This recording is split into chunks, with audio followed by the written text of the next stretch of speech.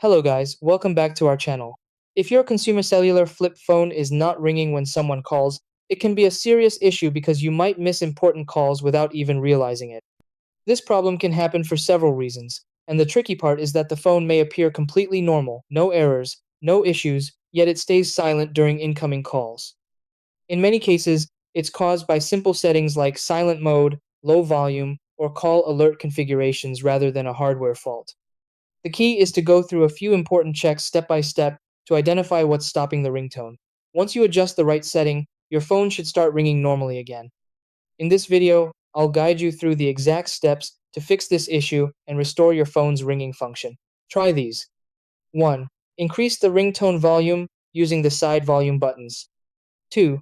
Turn off silent mode or vibration only mode in the phone settings. 3.